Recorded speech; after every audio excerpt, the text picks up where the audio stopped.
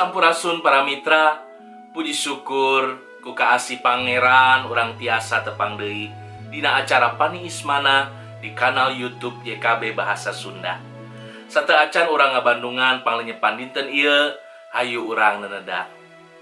Nun pangeran nu welas asih abdi sadaya nyuhunkeun pimpinan Roh Suci kangge nuyun abdi sadaya dina ngalenyepan pangandika Gusti. Berkahan abdi sadaya supados tiasa ngaregepkeun sareng ngalarapkeunana dina kahirupan sadidinten. Hatur nuhun Gusti, parada ieu disuhunkeun di lebet asmaning Gusti Yesus Kristus. Amin. Para mitra, lenyepaneun urang dinten ieu dicutat tina buku renungan wasiat anu dijudulan Seuneu Dosa. Dumasar serat Ibrani pasal 10 ayat 20 genep dugi 30 hiji. Nas nu janten puser panglenyepan urang nyaeta ayatna nu ka-30 hiji anu ungeulna kieu. Pikumahaeun teuing jelema anu dicerek ku pandangan Allah anu jumeneng. Tanda pepeling ulah ngawurungkeun seuneu di dieu. Teu dipalire ku dua pamuda anu nekat nyesep bari ngobrol. Ujug-ujug aya semuran seuneu keuna ka awakna. Tetela maranehna nyesep deukeut tumpukan runtah nu ngahasilkeun gas metana nu gampang pisan kaduruk. Para mitra, firman Allah sababaraha kali ngemutan urang kana bahaya dosa anu tiasa ngaduruk urang sapertos seuneu. Salah sahijina aya dina serat ka urang Ibrani. Umat Gusti diemutan yen tebusan Kristus ulah dianggap kasempetan pikeun ngalampahan dosa. Pangandika Gusti ngageunggeureurkeun saha wae anu ngahajam milampah dosa sanajan parantos uninga kasaluyuan. Sebab anjeunna bakal narima pahakiman Allah. Pikumahaeun teuing jelema anu dicerek ku pandangan Allah nuju meneng mangrupikeun nasehat anu kiat. Kusabab eta ulah ngaremehkeun konsekuensi dosa.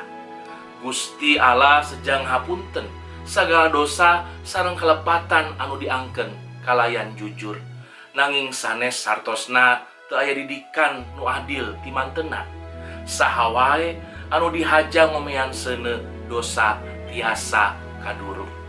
Ulah malire nasihat firman Allah. Hirup kalayan ikhlas, ulah kompromi kana dosa. Hirup dina kasatiaan kana jalan anu dipenghoyong ku Gusti. Inget yen urang sadaya ditebus ku getih mulia Kristus dina kayu salib. Godaan pikeun nyorong urang kana dosa bakal salawasna aya. Kumargi kitu salawasna oge urang kedah waspada sareng neneda nuhunkeun pitulung Gusti. Hayu urang neneda. Hatur nuhun Gusti kangge panglenyepan deungeut ieu abdi sadaya diemutan. Yen abdi sadaya parantos ditebus ku getih mulia Kristus di kayu salib. Mugi abdi sadaya tiasa ngalakonan hirup dina kasatiaan di jalan anu dipikahoyong ku Gusti.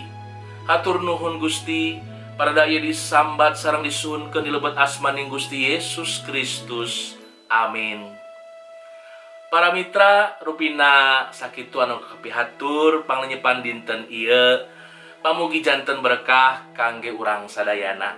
Ulah hilap, subscribe, like, sareng bagikeun kanu sanes. Margi ku cara kitu para mitra terus ulubiung dina ngamasurkeun Injil kasalametan sasarengan YKB. Gusti Yesus ngaberkahan.